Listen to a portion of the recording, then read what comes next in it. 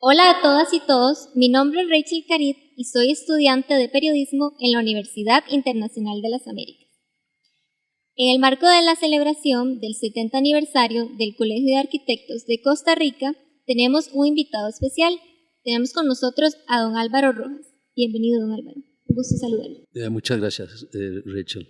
Bueno, don Álvaro, vamos a hablar un poco acerca de su experiencia como arquitecto, toda su trayectoria. Tengo entendido que desde muy joven emigró a Estados Unidos para estudiar allá y tuvo la oportunidad de asistir a la Brooklyn Technical High School. Cuéntenos un poco acerca de cómo fue estudiar arquitectura en Nueva York entre los años 60 y 70. Claro, con mucho gusto. Bueno, emigré porque mi familia emigró a Nueva York. Y entonces, pues yo hice toda la secundaria en Nueva York, hice junior high school, hice high school y luego fui a la universidad allá. Yo digo que estudié arquitectura en la secundaria porque fui a una secundaria especial donde los últimos 2 años uno elegía un programa, es una secundaria que todavía existe, en la que entre otras cosas hay programas de ingeniería estructural, de ingeniería, ¿cómo se llama?, para el diseño de aviones, diseño industrial y arquitectura, entre otras. Y entonces, por supuesto, por eso fui a ese high school, estudié arquitectura los últimos 2 años de la secundaria y de ahí fui entonces admitido en el City College of the City University of New York, que es la universidad pública de la ciudad de Nueva York. Entonces empecé a estudiar en la universidad en 1968, que fue el mismo año que me gradué de la secundaria, y me gradué de la Escuela de Arquitectura en 1973. Esos años 60 y 70 en la historia de la arquitectura son cruciales porque es un momento en el que el movimiento moderno está en su madurez, digámoslo así. El movimiento moderno había iniciado en los años 20 del siglo pasado, ¿verdad? Uno de los hitos es la creación de la Escuela de Arquitectura Bauhaus en Alemania y pues desde luego otras cosas que sucedieron en los años 20 como el asunto de los Siam y Le Corbusier, por supuesto Mies van der Rohe, Walter Gropius y otros arquitectos que estaban vinculados a la Escuela Bauhaus y por supuesto eso tomó tiempo para desarrollarse, pero además con el tema de la aparición de los nazis y la Segunda Guerra Mundial, muchos de los grandes arquitectos y artistas europeos emigraron a otros lugares y muchos de ellos emigraron a Nueva York y a otros lugares de Estados Unidos. Entonces, por supuesto, todo eso influenció muchísimo el pensamiento arquitectónico en Estados Unidos. Y bueno, para fortuna mía, yo estaba en Nueva York, que por muchísimos años ha sido un centro de cultura y un centro importante, por supuesto, en economía y finanzas y todas esas cosas. Así que fue pues una magnífica experiencia. Muchos de los grandes arquitectos del mundo vivían y ejercían en Nueva York, no solo algunos de los que habían emigrado de Europa, sino por supuesto muchos de los arquitectos estadounidenses, precisamente porque Nueva York es un centro muy importante y entonces de las mejores oficinas o estudios de arquitectura del mundo estaban en Nueva York y por supuesto muchos de mis profesores en la escuela estaban vinculados a algunos de estos estudios.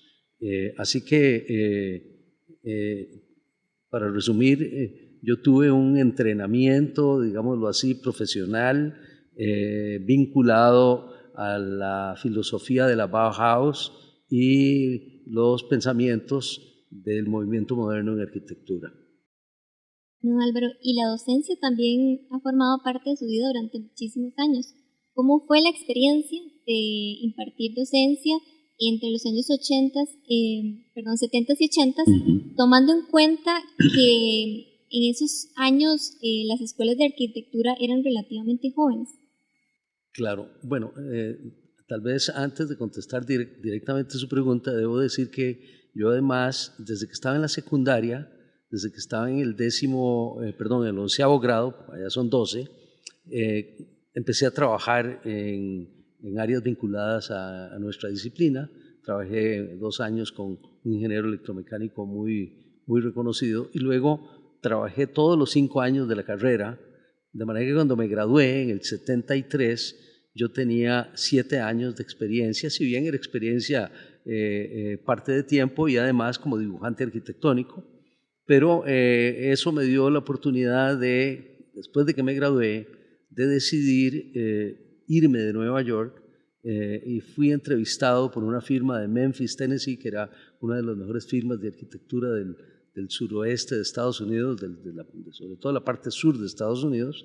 Me dieron el trabajo y trabajé casi 2 años antes de regresar a Costa Rica, lo que básicamente hice a puro principio de 1975. Aquí trabajé un par de años, no mentira, casi 4 años en la Dirección General de Aviación Civil. Llegué a ser el jefe del Departamento de Arquitectura de Aeropuertos. Diseñé una ampliación muy importante para el Aeropuerto Internacional Juan Santamaría, entre otras cosas, y en el 76 apareció aquí la primera universidad privada, que es la UACA. Ya había una escuela de arquitectura que era la escuela de la Universidad de Costa Rica, que había sido abierta en 1971, si mal no recuerdo, y luego la segunda y 2 más que abrieron muy rápidamente en la UACA son del año 76-77.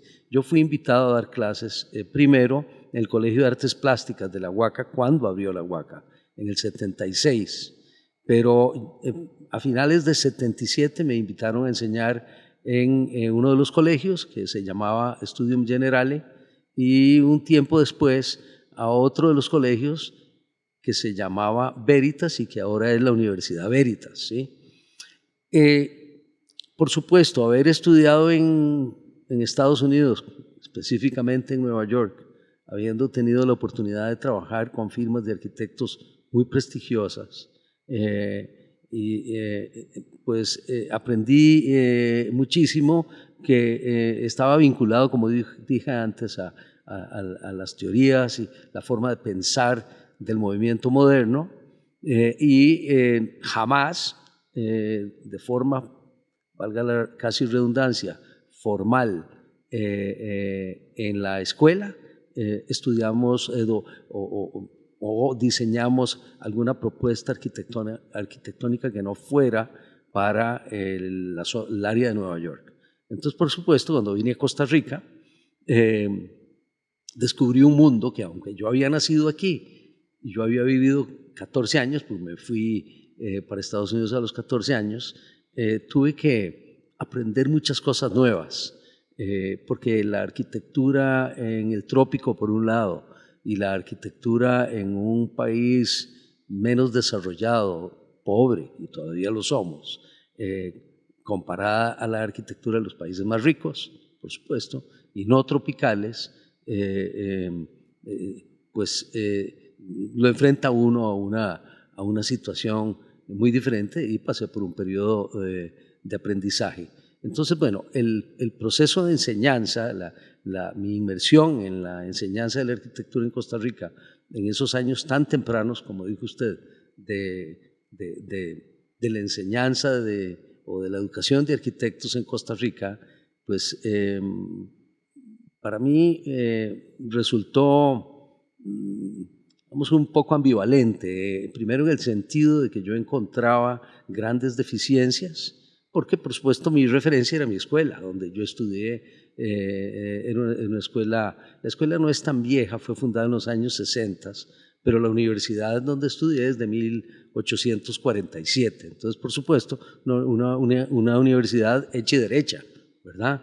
En una ciudad muy rica, bueno, todo lo que dije antes, y aquí me encontré pues con que algunas de las cosas que se hacían en educación, sobre todo en la UACA, que era una universidad privada,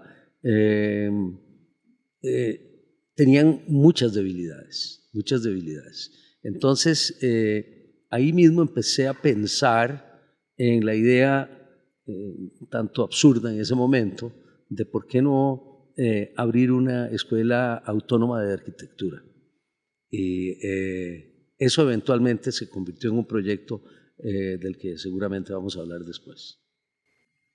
Bueno, y también de esa época, ahora que usted mencionaba el tema de los proyectos que he realizado en profesión, uno de los más interesantes para analizar es el edificio OVNI. ¿Qué nos puede contar acerca de ese proyecto? El OVNI lo diseñé, bueno, es una cosa que voy a ver si tengo tiempo, pero voy a contar un poco una anécdota. Yo había estado vinculado a una firma de arquitectos que se llamaba DIPSA, ya no existe, pero que en los años 60 y 70 y tal vez 80 y quién sabe si hasta los 90 o un poco más allá, fue una de las firmas de arquitectos más importantes de Costa Rica. De hecho, en una de las épocas en las que yo estuve trabajando ahí, DIPSA era una de las más grandes, tal vez una de las 2 o 3 más grandes. Recuerdo que en algún momento dado éramos unos 60 profesionales entre arquitectos e ingenieros. Y eso ya es muy grande, sobre todo para un país, imagínense, como Costa Rica en los años 70. Entonces, bueno, yo por supuesto tuve la dicha, la fortuna el tiempo que estuve vinculado con DIPSA, de trabajar con el gran arquitecto Carlos Escalante, que murió hace algunos años. Establecimos una muy buena relación y en algún momento dado, él también era profesor en el Estudio General de la UACA, él de hecho fue uno de los fundadores, me propuso que fuera a ayudarles y específicamente era para diseñar el edificio OVNI. Es una historia muy larga, pero me parece que lo que debo decir es que en aquel momento yo era, imagínense, esto fue en el año 79, yo tenía 30 años de edad, era un arquitecto muy joven, si bien ya tenía buena experiencia, y tuve pues la fortuna de que Carlos Escalante y los clientes que en ese momento, bueno, son Vanderlat y Jiménez, la empresa constructora que es una de las más importantes de Costa Rica, me dieron una gran oportunidad, mucha libertad para el pensamiento y el diseño del proyecto. Entonces, bueno, yo propuse, yo estaba interesado en un edificio que contribuyera con la ciudad, que no fuera una caja como suelen ser muchos de los edificios que se hacen en las ciudades. Por dicha, el programa del proyecto planteaba un edificio de uso mixto, es decir, tenía comercio, tenía estacionamiento, tenía oficinas, y eso se reflejó en el diseño arquitectónico, en la expresión del edificio. Yo me preocupé mucho porque cada uno de esos 3 usos se expresara con claridad arquitectónicamente. Volviendo al tema de la ciudad, había todavía en esos tiempos pasajes en San José, estos lugares que están a media cuadra o en algún lugar de la cuadra, que son pequeños centritos comerciales, o eran, y que uno caminaba por estos pasajes y tenía tiendas a cada lado y podía aparecer uno en la calle del otro lado. Entonces yo vi la oportunidad de hacer eso porque la propiedad donde está el edificio OVNI es un lote en forma de L que tiene el frente principal sobre la avenida Primera y el otro frente sobre la calle Tercera. Entonces pensé que lo lógico era unir avenida con calle, con un pasaje peatonal fundamentalmente. Entonces ahí de alguna manera hubo alguna innovación basada en lo histórico, en lo que ya de alguna forma era parte de la cultura de la ciudad, ¿no? Y también, bueno, es un cuento muy largo, voy a contar 2 o 3 cosas nada más. Introduje unos sistemas estructurales que se llaman estereoespaciales, que en Costa Rica no había ninguno, excepto que paralelamente otro colega, Guillermo Madrid de Becerril, estaba diseñando y se estaba construyendo un centro de bienvenida en el volcán Poás, en el que él también estaba planteando estructuras estereoespaciales, que son unas estructuras que permiten librar grandes distancias. Por ejemplo, en este espacio, que mide, no sé, 30 o 40 metros, esto se puede sostener la cubierta y todo eso con una estructura como las estereoespaciales. Y además introduje un gran tragaluz, cosa que no es muy tropical, pero yo resolví los problemas que generaba el tragaluz, y este está sobre un atrio que tiene 7 pisos de altura en su máximo nivel. Así que bueno, el edificio yo creo que contribuyó a introducir algunas ideas nuevas en la ciudad. Los pisos comerciales están a medio nivel, uno hacia abajo, en una especie de semisótano, y luego uno medio nivel hacia arriba, de manera que la gente solo tenía que bajar medio piso o subir medio piso para llegar a las tiendas, ¿verdad?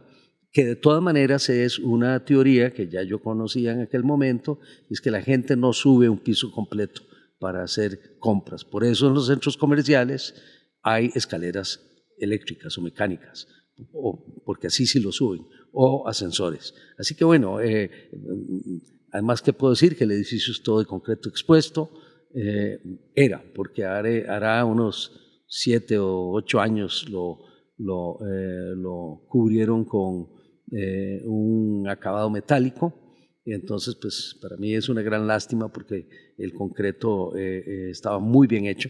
Los clientes eran precisamente la empresa constructora Vandelata y Jiménez, ellos eran los dueños y ellos fueron los que construyeron el edificio, pero yo le tengo todavía mucho cariño a ese edificio. Pero usted tuvo la oportunidad también de fundar la Universidad de Diseño en el 93. ¿Qué podemos aprender de la Escuela de Arquitectura de esa universidad que usted fundó? Bueno, la Universidad del Diseño surgió precisamente de aquellas preocupaciones que le estaba contando a usted hace un rato, que aparecieron durante esos años en los que yo participé aquí en procesos de enseñanza-aprendizaje de la arquitectura. Les recuerdo que yo di clases en la UACA de más o menos 1977 hasta 1982, que fue cuando me regresé a Estados Unidos, y precisamente en ese año decidí hacer eso porque se terminó de construir el edificio Omni en el 82. Yo había empezado a diseñarlo en el 79, se terminó de construir en el 82. Entonces yo regresé aquí en el 88 y desempolvé la idea de una escuela de arquitectura.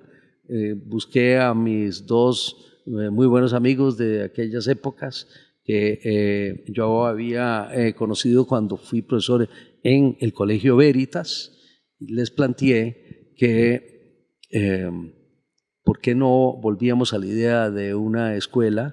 Ellos aceptaron, y básicamente la filosofía fundamental detrás de la escuela era que esta escuela fuera una escuela alternativa, experimental y de alguna forma contestataria, es decir, en el sentido de que la escuela fue creada un poco en reacción a las escuelas que habían aquí, ¿verdad? Con las que yo personalmente no estaba de acuerdo, ¿verdad? Entonces, la Universidad del Diseño fue un proyecto que empezamos a pensar por ahí de 1979, ¿sí? Pero luego vino la crisis de cuando estaba el presidente Carazo aquí, y 2 de nosotros salimos del país.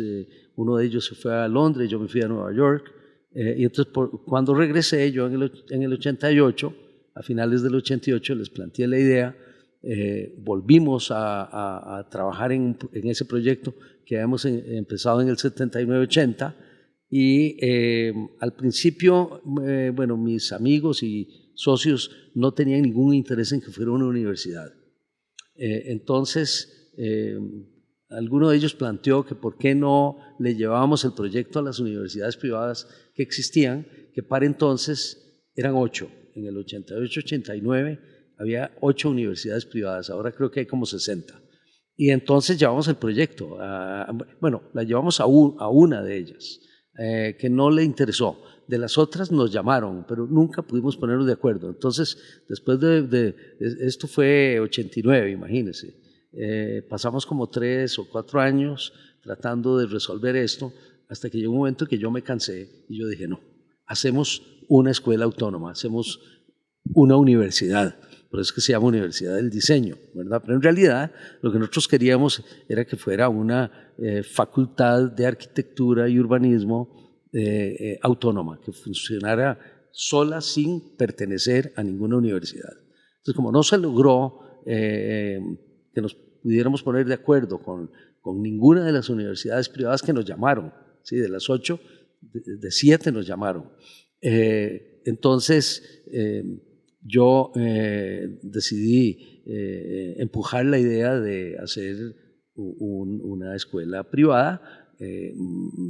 Nos pusimos a trabajar en eso, trabajaron conmigo más o menos unos 50 profesionales, arquitectos, ingenieros, mucha gente de las humanidades, filósofos, artistas, psicólogos, historiadores, etcétera, y montamos un programa muy diferente a los programas de carrera que había en Costa Rica.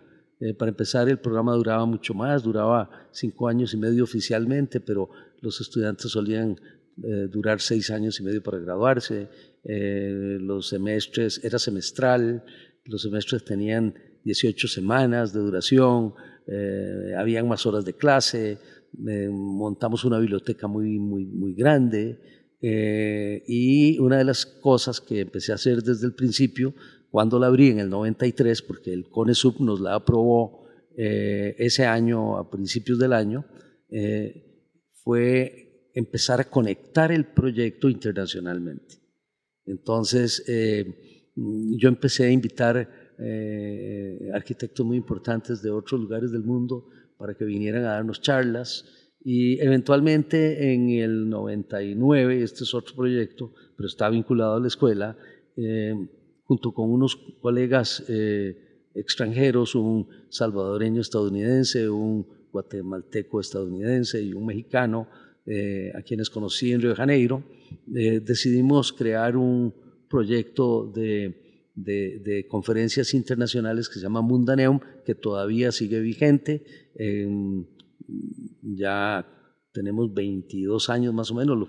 La primera gran conferencia la celebramos en el 99, hicimos 6 en San José, y luego de que cerró la Universidad del Diseño en 2009, la seguimos haciendo en otros lugares del mundo. Hemos hecho en Argentina un par, en Nueva York, en Granada, España, en Nicaragua, en El Salvador, etc. Y entonces, a partir del primer Mundaneum en el 99, surgió la idea de crear un programa de pasantías internacionales que fue muy exitoso, y yo logré mandar como 30 o más estudiantes sobresalientes de la escuela a trabajar con arquitectos muy famosos en Europa, en Estados Unidos, en Brasil, y entonces, bueno, eso dio a la escuela y a los estudiantes, sobre todo, una visión de mundo, unas visiones de mundo muy diferentes, ¿verdad? Fueron a trabajar con arquitectos famosísimos, es decir, puedo mencionar 2 o 3. Uno es Renzo Piano, es uno de los arquitectos más importantes del mundo. Fueron a trabajar con Tom Main, otro de Estados Unidos. Piano es italiano, tiene oficinas en París, en Génova, en Nueva York, en otros lugares. Y bueno, lo primero que logramos, para cerrar esta parte de la respuesta que podría ser larguísima, es que logramos comprobar que los arquitectos que nosotros estábamos preparando eran de calidad mundial, como yo quería que fueran, porque iban a trabajar a estos grandes estudios donde las exigencias son realmente potentes y respondían perfectamente. Nunca hubo una queja de ningún arquitecto, de ningún estudio donde nosotros mandamos estudiantes. Y muchos de ellos, por supuesto, era una escuela muy pequeñita, ¿sí? Llegamos a tener lo más como 130 estudiantes, graduamos 71 arquitectos y muchos de ellos hoy son pues arquitectos todavía jóvenes de 40 a 42 años de edad, pero algunos de ellos son de los mejores arquitectos del país en este momento. Así que fue un gran proyecto y por supuesto todo lo que hicimos ahí fue por oposición a lo que había antes. Éramos muy críticos de lo que estaba sucediendo y eso fue lo que básicamente representó como proyecto. Bueno, y crear proyectos arquitectónicos conlleva todo un proceso creativo. ¿En qué se inspira usted para elaborar todos estos proyectos? Bueno, muy buena pregunta. Yo pienso que en realidad los arquitectos, ya en este momento, la forma de pensar la arquitectura superó la inspiración. Yo creo que la arquitectura se hace fundamentalmente basada en el pensamiento crítico, es decir, en una definición clara de las visiones de mundo de cada uno de nosotros como arquitectos. Nuestra observación de las realidades, ¿verdad? En el lugar donde nos toque diseñar. Los que estamos en Costa Rica, yo creo que no podemos y no debemos obviar las realidades de Costa Rica, que son muy diferentes a las realidades sobre todo de los países más antiguos, más ricos, más desarrollados, etcétera, ¿no es cierto? Entonces, condiciones muy diferentes, condiciones políticas, condiciones económicas, condiciones tecnológicas, y también tenemos condiciones naturales completamente diferentes, ¿verdad? Nuestra naturaleza es muy rica, vivimos en una zona tropical del planeta, aquí llueve mucho, hace mucho calor, hay mucha humedad, y yo creo que esas son las cosas en las que uno debe pensar, tal vez podríamos decir inspirarnos, ¿verdad?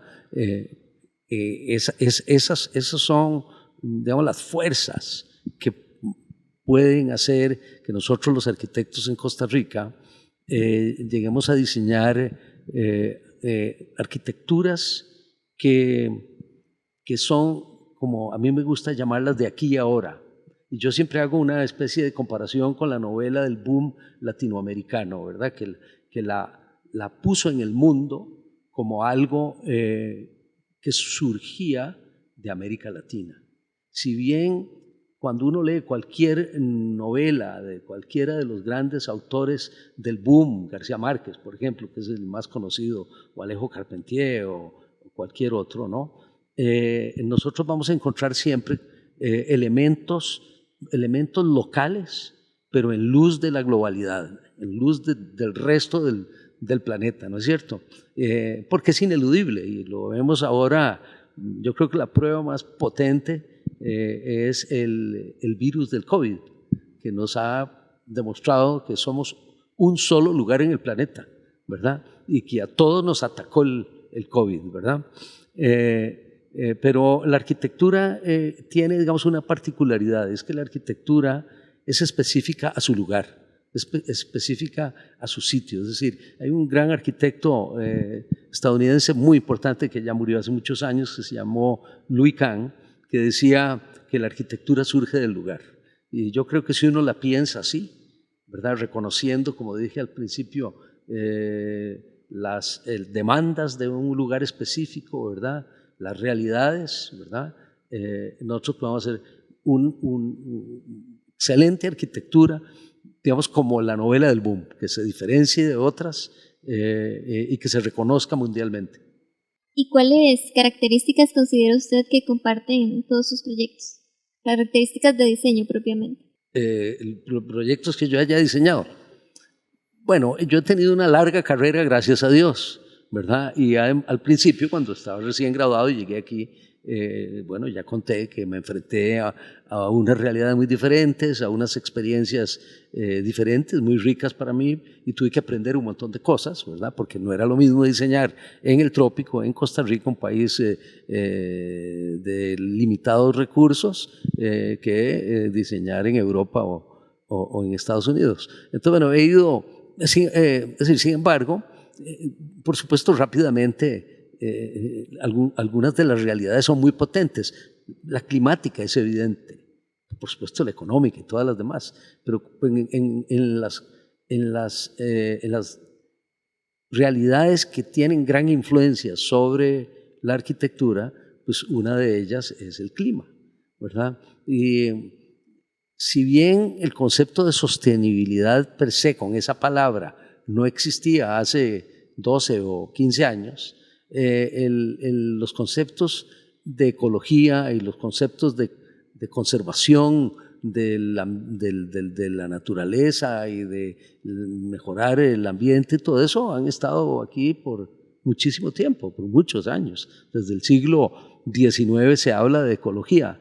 Entonces, bueno, conforme yo fui enfrentándome a diferentes proyectos a lo largo de estos, ¿qué será?, 40 años o algo así, tal vez más, yo me he ido acercando más, digamos, a una forma de interpretar esas realidades en mi arquitectura.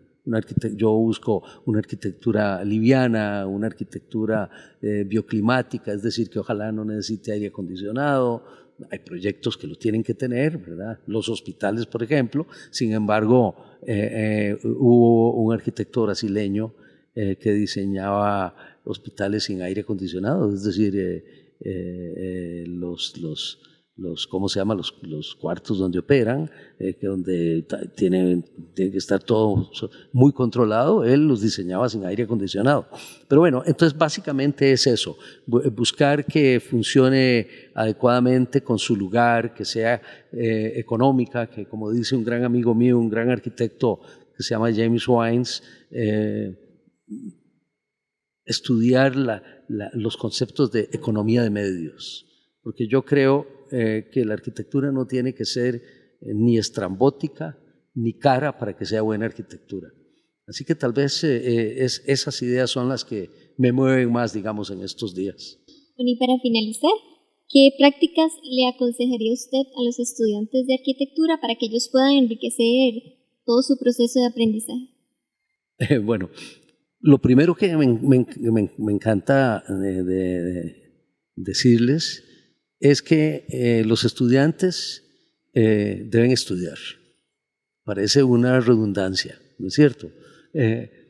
Pero lo que yo he descubierto en tantos años de estar vinculado a los procesos de enseñanza-aprendizaje es que cada vez estudian menos, es decir, cada vez leen menos. Hace 2 o 3 días tuve la fortuna de estar en una conferencia vía Zoom de uno de los grandes pensadores de la arquitectura que se llama Kenneth Frampton. Frampton es un crítico, un teórico de la arquitectura, tiene 90 años. Me fascinó oírlo. Y una de las preguntas que le hicieron a él es muy parecida a la que usted me hizo a mí. Entonces yo voy a robarme lo que dijo Kenneth Frampton. Kenneth Frampton dijo que los arquitectos debemos estudiar política y filosofía.